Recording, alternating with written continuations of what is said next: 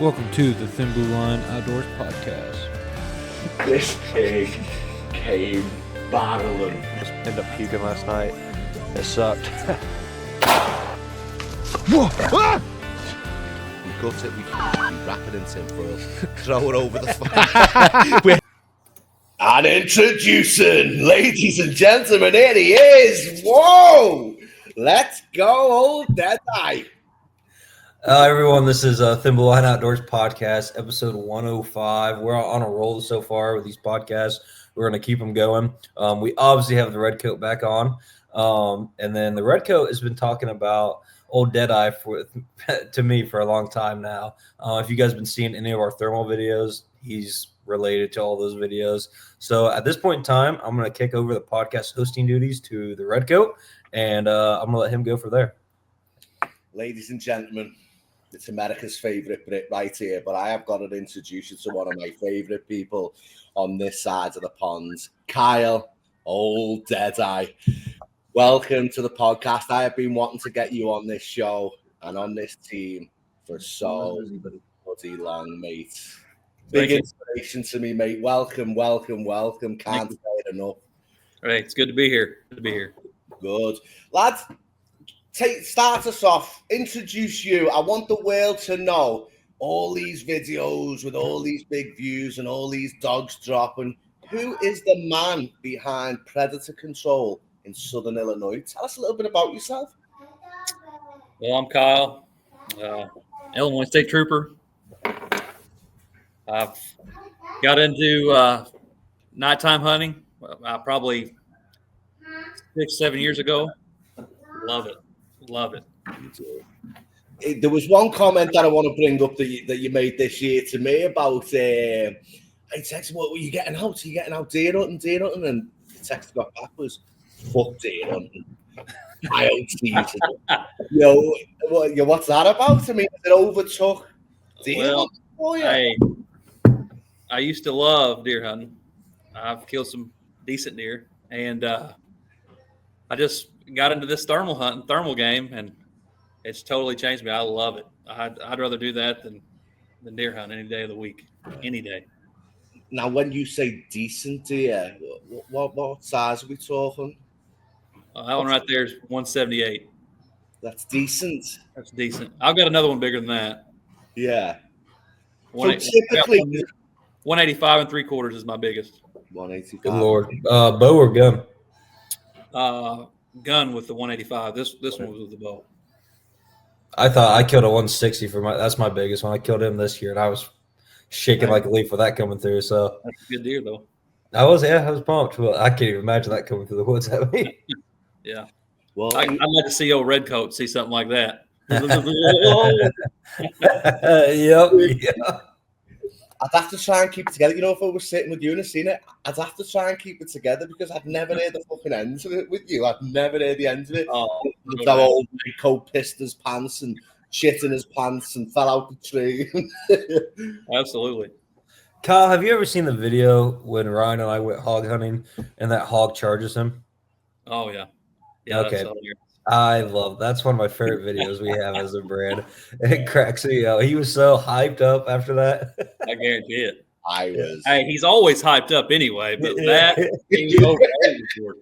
Dude, I was hyped. I was fucking hyped. Oh, yeah. So it's good, because you were sending me videos last year and the year before of you sitting in a tree of nothing but bucks.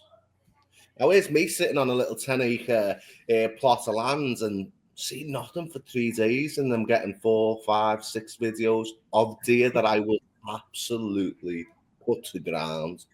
I'm like, every one of them, did you shoot it? Nah, let it live. Too small. I'm like, too small? Is this man fucking insane? So this is when I started wanting to learn a little bit more about your psyche and the way you approach deer hunting, because you do enjoy deer meat, don't you? Would you say deer meat's like a staple of your diet? No, yeah, I love deer meat. Love it. But you prefer like does, wouldn't you? Yeah, I mean, I don't want to really shoot my bucks for meat. I'd like to let them grow and get potential bigger than that. Yeah. I mean, I've got 5 on the wall, and my wife's like, we don't need any more deer on the wall unless it's bigger than what you've got. And I was like, I agree totally because it gets in your pocket a little bit. So, because I've asked this question with you, and I want you to sort of share like your insights here, because a lot of people watching us haven't got the haven't got the ability to hunt private land or don't have access to large acres of private land. You do primarily a lot of your hunting on public, don't you? all of it. That's all I hunt is public ground. Yeah, so that's I don't incredible. have a lot of ground that's private, so I got to go hunt with everybody else. And that's even more impressive. That's even more impressive. It's super impressive, and I talk to you for hours sometimes. Just I try and pick your brain, because your approach to deer season is different than anyone else on the team, but it obviously pays off. And what I'm talking about, if you remember, like, I'm putting cameras up in, the ends of summer when I'm finishing up my work on the farm, and I'm asking you, have you got your cameras up? September, no. You got your cameras up October? No. And it's late. I'm like, wow, what's he doing? But it pays off for you. Talk us through, like, because you're hunting public, it's hard to do, but you're successful. What's your mindset behind it all?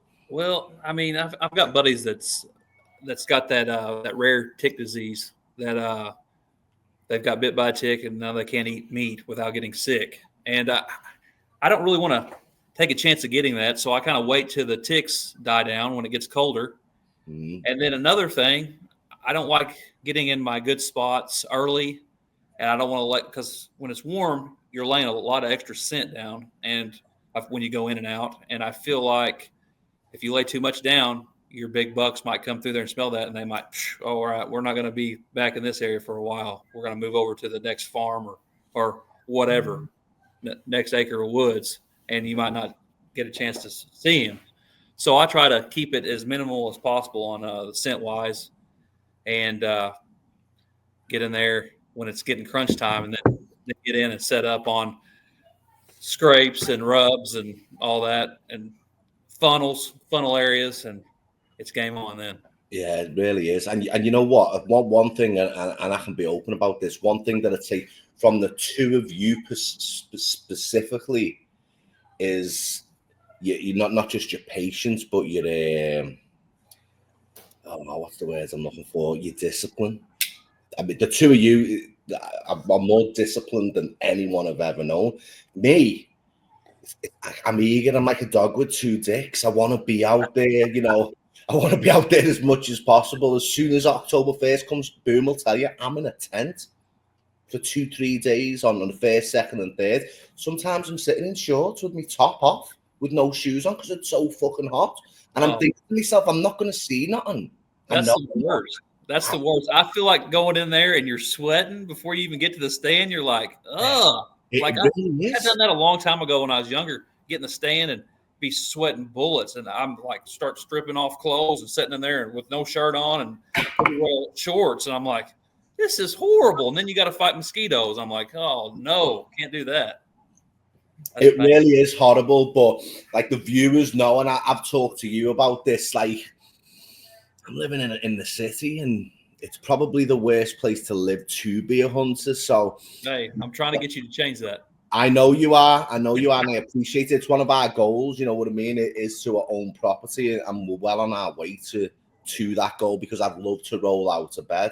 There's days when I'm envious of Cody. He rolls out of bed and he's woke up on 160 acres of prime. I'm talking big deer country, and that keeps me going. So, the overtime and the work ethic and the work that I put in is eventually to get to that goal.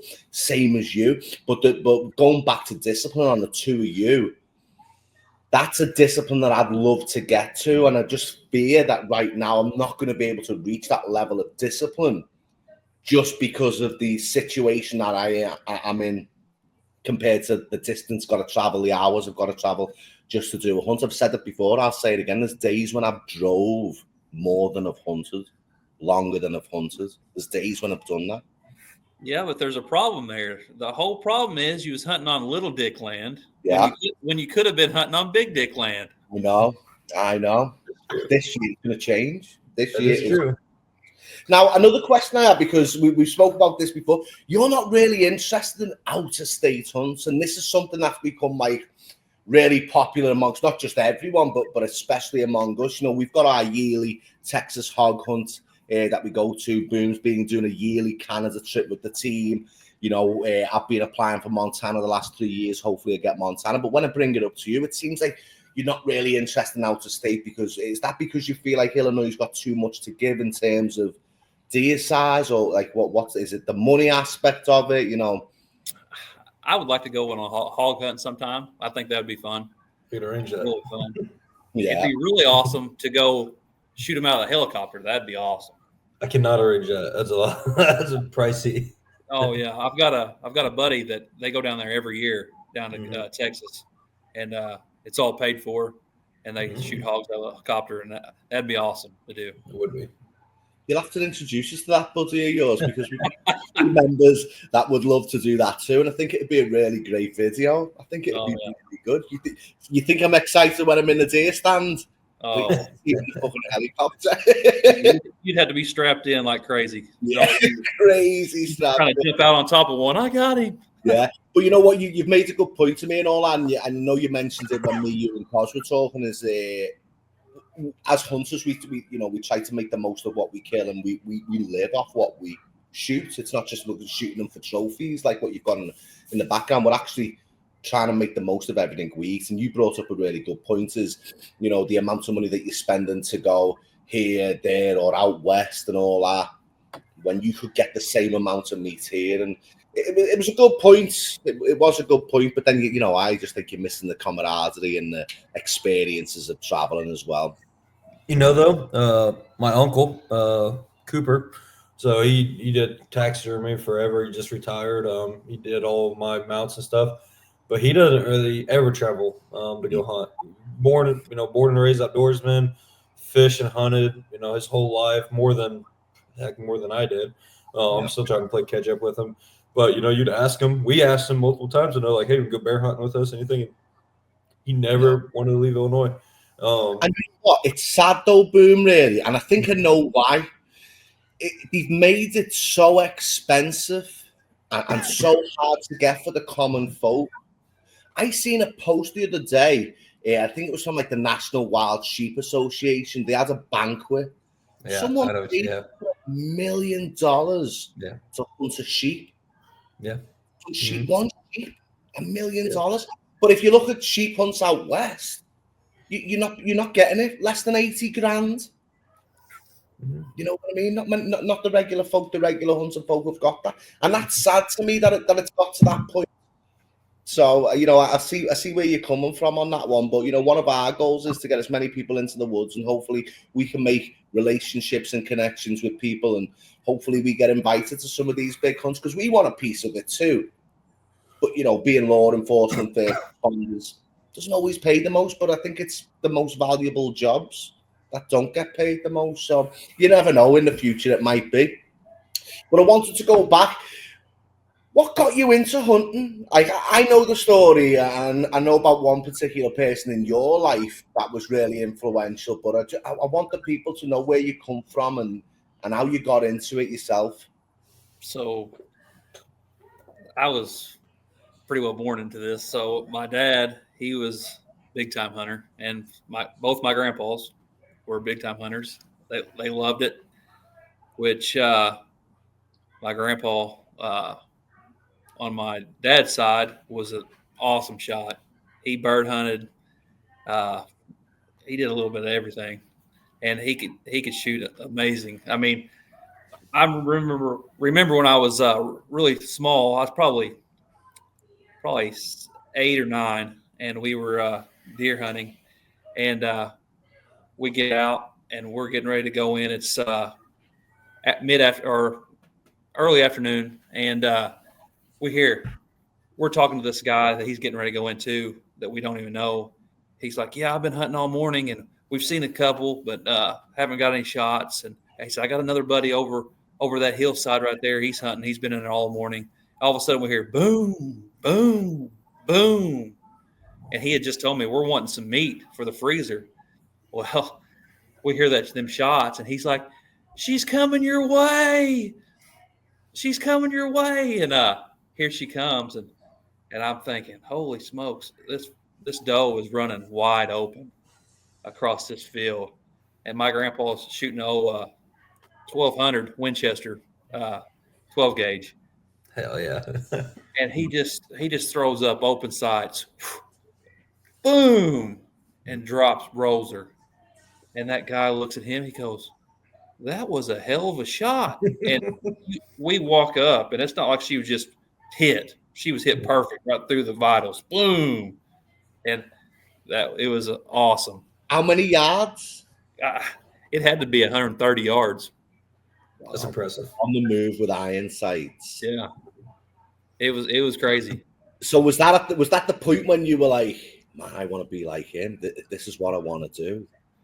Yeah, I've learned a lot from him. I mean, a good Christian guy, and he is a role model for sure.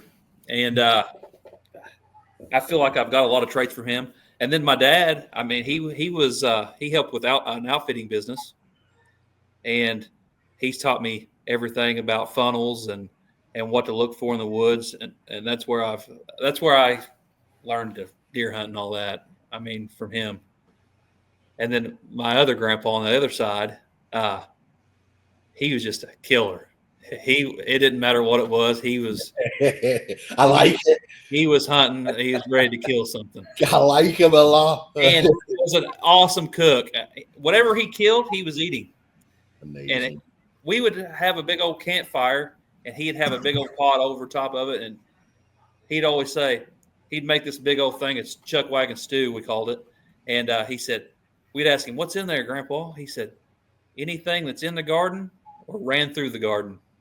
So, and it would be amazing. It would be awesome. Well, you're talking coon, rabbit, you name it. You name it, it'd be in there. What a life. Ryan's going to be eating raccoon soon. I'm going to call him right now. He's going to cook up some raccoon. I've heard good things. I'll tell you this now. I've got a neighbour back there who was absolutely fucking livid when I told him that I threw them 4 carcasses away and just skinned them. Fucking loves it. I think raccoon. It ain't bad at all. That's what he's saying. That the meat. Can't say I've ever tried it. The meat is great. So it's on my list. I do want to try it because I do believe that, you know, if you're going to take something, you might as well try and eat it. I see Tim Wells was eating coyote last week. Oh, yes, I saw that. Oh, I couldn't do that. Now, my grandpa's tried it. So get this story. So both my grandpas, they worked in the coal mines. Good. I worked at the coal mines for a while. My dad also. Mm-hmm. Well, they worked on their shift was about over, and they were out there cooking. They were cooking this coyote up. So on the mine. Yeah. So they had out of the mine, right outside the mine. So they went over there and it was cooking this meat up. And these other guys were coming into work, and they left him a plate of it and took off. Well, they come back the next day, and my grandpa was like, "How was that meat I left you guys? Was it good?" And they said it was the best meat we've ever had. It was awesome. What was it? He said, coyote. And they said, no, it wasn't. He said, absolutely. Go look in the back of my truck. And he had a big old chunk of that coyote cut out and cooked up. And them guys were like, oh, and they started puking. Get out. Yeah. But they liked it until they found out what it was. I don't understand. It must have been a psychological thing, that meat. Yeah, I guess so. As I say, I'm willing to try everything once. I'm one of them people. I'll try anything once. I'd be willing to give it a go. You know what I mean? Well, I'd say you would try anything once, especially after your deer bacon. Dude, no.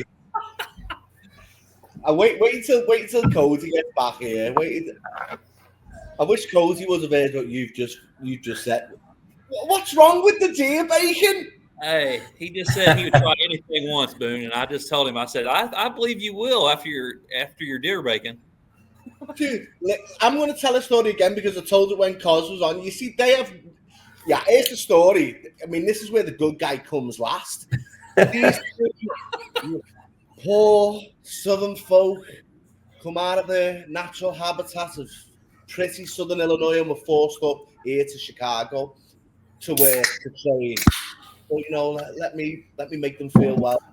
The big hunters have been talking to them, the great guys. I'll bring them some deer meat, some deer bacon. I love it. Everyone I've spoke to loves it. You know, it'll be a nice gift for them, mate.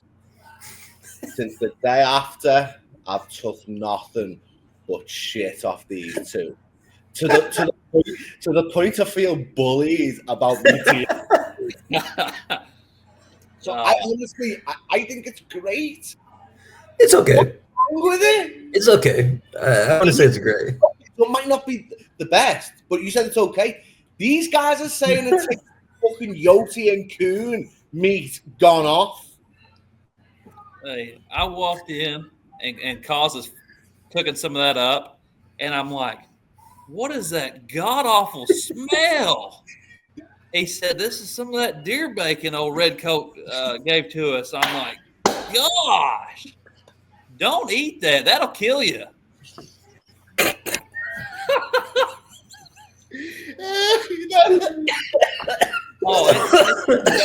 It stunk up the whole house. I am not gonna lie. I think you must have left it out too long. No, I think that you left it You know out what? before you sent it to us. And that's You know what? You should just make them some again, Ryan. Just you go ahead and make them some. I don't have to. Well, I was going to be going down. I've mentioned this on my podcast last week. One of the biggest letdowns for me this year that we had this trip plan. We wanted to try and do a yearly thing last year. I went down there and just had an amazing experience, amazing time. So we wanted to make it a yearly thing, and it just seemed like everything was against us. Like for the whole month leading up to it, it was like the weather's not looking good. Full moon for 2 weeks, not good. And then like a week before, it was like I think he's got rain for like 4 days, and I'm like, these are bullshit. And yeah, on the one weather app, and it literally like there was no break. I went hourly, and for 3 days it was every hour. So that was one of my biggest letdowns. But I would have brought some. I really would have brought some back down, and I want to see the faces. No, you don't. Because I got more of it. You didn't even try it, which is the shit thing. Cause tried it. Did he? Yeah. Loved it, didn't he? I couldn't say that. That's not what he said on the podcast. No, definitely not. Oh, we'll have to go back and see what he actually said on his podcast. The camera doesn't lie. The camera doesn't lie. All right. So we're into mating season now, Coyotes. You've already done one competition. Tell us about that. You did good, didn't you? Yeah, not too bad. No. We had a great time. 2-day tournament. We ended up so we killed 22, and the hammer, he's like, let's be done. It's been a long 2 days. Let's be done. I was like, you sure you don't want to try to kill a couple more just in case? He's like, oh, there's no way. No one's going to kill this many. I'm like, come on, let's go to another set. He said, all right, we'll do another set. So we set up another set and ended up 2 come in, and we dropped them both. And so we had 24, and I'm like, you want to do another set? You want to do another set? He's like, no, I'm done, man. We need to go get a little bit of rest and change and to get up to weigh in. I'm like, okay. It's a good thing we did, because a couple of other buddies that was in the tournament, they weighed in 22. And if we'd have tied them, they had the bigger dog. They had a dog that was a pound bigger than ours. And they had beat us. And that would have been brutal. He's like, man, I'm glad we did what you wanted to do and hunted another set. God, you've done really well. You did really well on that one. Yeah, 24 dogs. What was the one that from the other? Was it last week? Was it? What's that? What did Cos do on last week? What was the one Cos did last week? Yeah, he had one this last weekend. And he had the biggest dog on that one, didn't he? He had the biggest dog, yeah. Yeah. What did that weigh? Do you know? I think it was around 42 pounds. 42. Yeah. It's a big dog, that, you know. Yeah. It's a real big dog. So what are your plans for the rest of the season then? Team Pain Train. The Pain Train. The Pain Train's coming through. Yeah, Because I've got another tournament coming up in February. Yeah, February 8th, we've got another tournament coming up. So we're going to try to get after them again. Yeah, what is it, a 1 day or a 2 day? It's a 1 day. The 2 days are, man, they're tough. I had never done, coyote hunting. How does it work? So, like 2 days, are you hunting for 48 hours or like he is night, sleeping, getting right back out? Or so you can hunt from night and day, both, but we just hunt at night. But so that first night we hunted hard. So it starts out, you get to your spot or get close or whatever, and then before you go into the woods, you have a Facebook. They come on and tell you exactly how they want you to do everything for your shake test for the dogs. They want you to like put the right foot in its mouth and zip tie it shut, and then you got to tell them who you are, what time it is, show them your phone, what time it is, and tell them what number dog it is, and then show them your dog pile. Just so there's no cheating, because the shake test to show that it's not got rigor mortis. It's just because they seize up pretty quick. Yeah. Okay.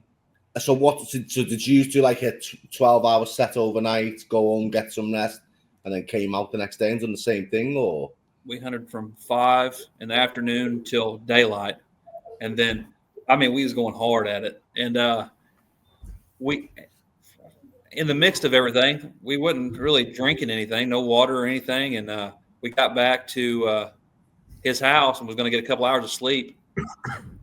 I laid down and I locked up. I was cramping all over, and I was like, "Oh my goodness, I'm going to die!" I had to go and get some pickle juice to stop the cramps in my legs and everything. And then I was like, "Cause we're going to have to replenish to get some fluids in us, or it's going to be a rough." But after we started drinking water and Gatorade, I was good the second night. So just remember that. So you did 12 hours the first night and 12 hours the second night, at least. Holy shit, 24 hours. And it was brutal, the weather as well, wasn't it? It was cold. Oh, and it started that second night. It started sleeting, and it got slick that quick. Super slick. This next one that's coming up in February, it's a 1-day tournament. So are you planning on like doing 12, 24 hours, 16 hours? Like, what's your plan? What's your approach in this one? I'd say we'll just probably hunt that night, and I don't know. We might try to hunt a couple day stands, but our thing's night, so that's probably what we'll stick to. Best of luck, mate. Best of luck. You've been killing it, mate. Them dogs down south, mate, when they hear your 2 names coming, they tremble with fear, boy. They tremble with fear. Boss that, mate. Good luck with it. Kyle, I got a couple questions for you. Yeah.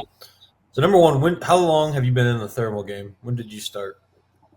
I'm saying 6 or 7 years, probably. Okay. So I'm assuming probably since 7 years ago, you've upgraded from what your thermal was then to what you have now. Right. As I figured. So my second question. So I meant to ask. I just did a podcast last weekend with. Wait, because you were big on not just thermal though, Kyle, wasn't you? You were big into night vision. That's what I started out with, night vision. Yeah. Started out with, which is a little bit harder, I think, because you've got so many different factors involved with a night vision scope than thermals, it seems, from what I'm understanding. Right.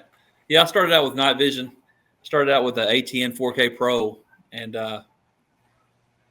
started out with that, and I killed some dogs with it, but looking through that, it was so bright and stuff, it hurt your eyes when you looked away from the scope. And I'm like, then I got hooked up with one of my buddies, and he let me look through his night vision scope, and I was like, wow, that's a game changer. You could see stuff at 800 yards and see the leaves on trees, and I'm like, this is amazing.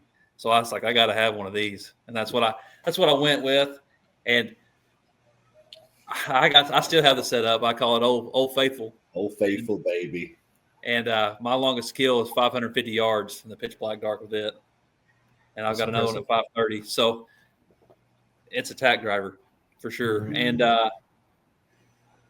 And now I switched over to Bearing Optics, and I've got a Bearing Optics Super Yoder, and I bought it as just a scanner. It's a scope, but I never put it on a gun, and I use it to scan. And then I ended up getting another Super Yoder with a rangefinder built in, and put it on a gun. And I liked it all right, liked it okay, and then I was like, I saw Cause's Halo, and I was like, man, I got to have one of them. So I ended up selling my my Yoder with a rangefinder, and then I bought a Halo, and that's what I shoot. Never have you? You haven't. I mean, they just can't get away from the thermal. I mean, if any part of their body is showing, like if they're in the woods, any part of their body's showing, you can see them. So they just can't get away from it. Them Halos are so impressive. But you've got enough money. You can't hide money. You. Yeah, that's you, man. So my next question. So, I'm reaching back into my college days here. So coyotes, are obviously and you may not know this answer, but coyotes population, they're one of the few species in North America who has adapted well to humans. And their population has always been on the rise. But with the popularity of thermals, do we know, is there any dip in the coyote population whatsoever with all these coyote tournaments or anything like that? Because it doesn't seem like it, because I'm still seeing, people stacking up yotes. I don't know if you know anything or not. Well, I think that you can put a dent on them for a little bit, but once your rabbits and your small game starts getting higher and higher, the coyotes are going to start having more bigger litters. So that's related to how much game there is for them. Yeah, more food's available for them. Yeah, so the old saying that they've talked about, the more you kill, the more there's going to be. That's not really the case, unless there's a lot of food for them to eat. Then they'll start having bigger litters. So what you do on cutting down your coyote population is definitely going to help your deer, for sure, and help your small game too. Yeah, because it's unreal how many fawns coyotes kill when the deer are having their little ones. They kill it. Yeah, it's really interesting. Even up here, I know they did a survey. I read through this whole survey about coyotes in urban areas, and he was focused on Chicago. They collared a few of them, and it was only the last week, 2 weeks ago in the news, like the coyote that ends up in a supermarket fucking fridge. I saw that. That they're everywhere. We've seen it in the suburbs and that. You see them in the city, but of course there's ordinances and they can't be touched. So I don't know what they're going to do in the urban area. A coyote's slick. I mean, they can adapt to everything, so they're going to survive somehow or another. Yeah, brilliant. And so the ammunition in your gun setup, are you able to talk about that? Because I know I've met Old Faithful, and you didn't seem to miss. You even stole one of my kill shots, if I remember correctly, when I went down there. But are you able to talk about your setup, the ammo that you use, why you like it, your pros and cons? Are you looking on building anything else, anything new? What direction are you going? I shoot a AR platform, McGowan precision barrel, upgraded trigger. I'm shooting a light trigger, about a pound and a half trigger pull, 204 Ruger. I like it because it's cheaper to shoot and it's flat shooting. I mean, it's fast. It shoots 3,900 feet per second, give or take, and I've killed a lot of dogs with it. Yeah, you have. Yeah. Have you got any plans for a new build? Have you got another something in mind, or? I might have. You might have. You keeping that one under wraps right now? You're gonna get him in trouble with his wife. I'm keeping that under wraps at the moment. Yeah, we'll get back on you next year, see if anything's changed during the season. There might be something in the works down the road or something. Awesome. So you've got one competition coming up in early February that I know of, and the season runs, is it March 10th, is it 11th? March 15th, I think. 15th, okay. What's the plan then for the rest of the season? Are you just out there to down as many dogs as you can? Is there just one competition? Is there more than one, or what? Right now it's one. We might get in another one if one pops up. Thinking about maybe starting to host a tournament every now and then. So we might start that up. Under the name The Thin Blue Line Outdoors. There you go. That'd be all right. That's a good idea. We can probably help with that. We're wanting to be able to get the old Redcoat back down. Yeah. Still yet. You know me off days. You know I'm game for it. I'm game. In fact, I think I'm going to be going down to Cody's in the next, within 2-3 weeks time. 17, 18th. See if we can do some damage down there. Hey, gonna have to slide your thermal in for you because I know you can't do it. Listen, hey, that's what I was going to ask, because Cody, you've just got into the thermal game. Did you get a thermal with a rangefinder? No. See, this is my biggest thing about thermals. I love my scope. It's really clear. It's great.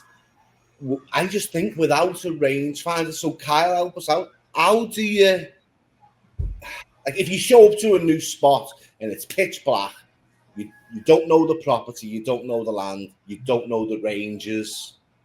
How am I going to adapt to be down on dogs like you do without the rangefinder? That's tough, because looking through a thermal, you can be. I mean, it happened to us earlier in the year. One of my buddies, we were hunting, and I had one coming in on a string, and he pulls up, and it was the first one of the night, and he just excited, pumped up, pulls up, boom, misses. I'm like, what are you doing? He's like, boom, boom, and miss. He's like, that was a chip shot. I can't believe I missed. And I'm like, how far do you think that was? He's like, it had to be 100 yards or less. I'm like, that was 300 yards. He's like, no way. I'm like, yeah, it was 300 yards, and he was coming right to us. He's like, I'm sorry, man. I screwed that one up. I'm like, hey, it happens. You excited? Yeah. This deer season that's just went, I sent you a couple of videos and got supported for it.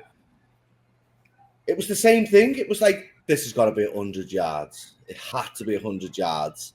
And then I'm missing. I'm just seeing mud fly. It's like every shot that I'm getting, it's like, I've got no clue how to judge in the pitch black. So the next morning, we're doing all in daylight. We're doing this. Okay, and we were well off. You know what I mean? We were doing our range trying. I think the next night we got an opportunity again and did the same fucking thing. Mud shot of it. I think without them laser range finders, you're at a severe disadvantage unless you can get them within 100 yards, and for a fact it's within 100. It's going to be hard.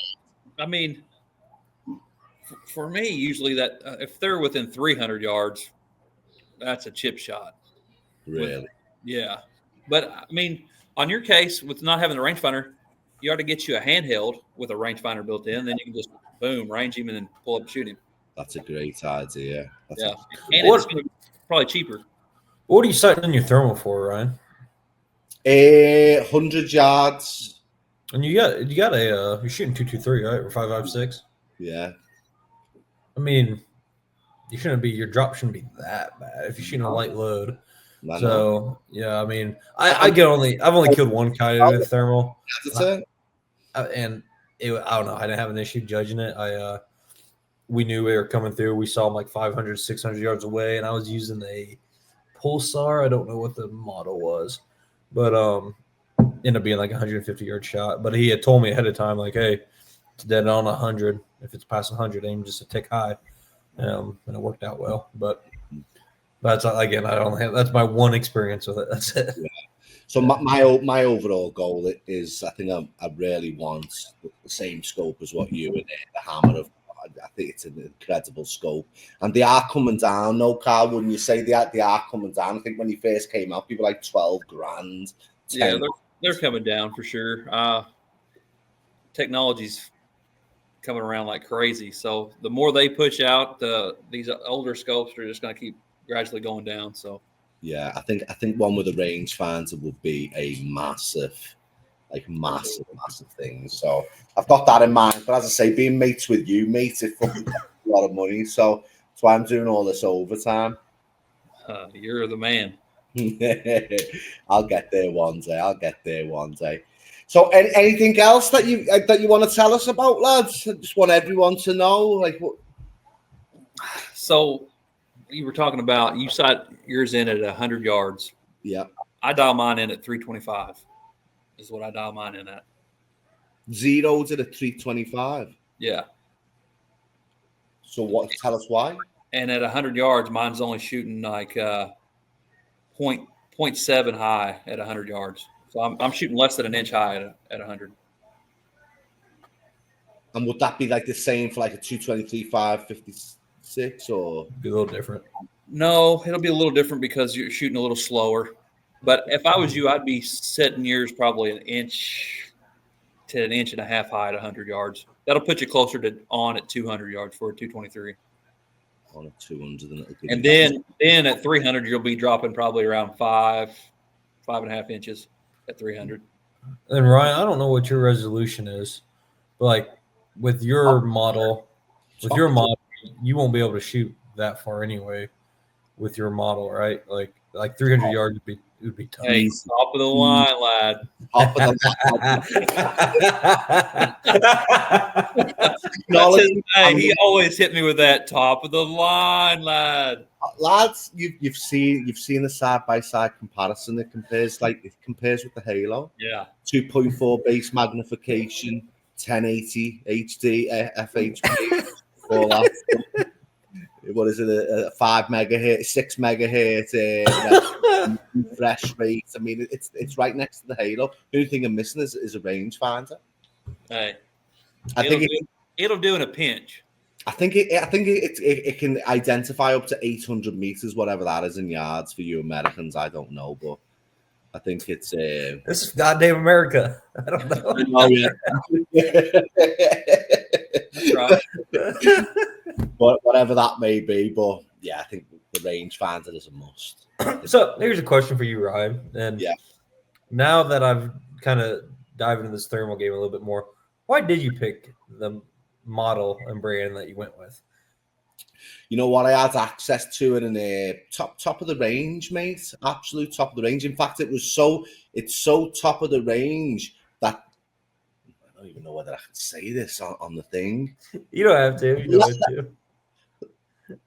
Let's put it this way: there's certain things that you can't buy in some countries because they're scared of the technology being military grade stuff. You know what I mean? But I'm just saying, I compare yours right next to Costa's Halo footage. Oh, mate, there's a big difference. Yeah, and you'll see though. I've messed about with the resolutions and all that. Them first videos were awful.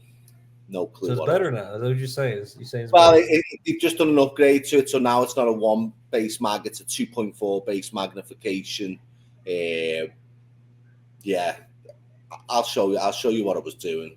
What I was just doing is just looking through it, no matter what the distance was. I was just shooting, and instead of adjusting all my magnification and stuff like that. But proper clear, lads, proper clear.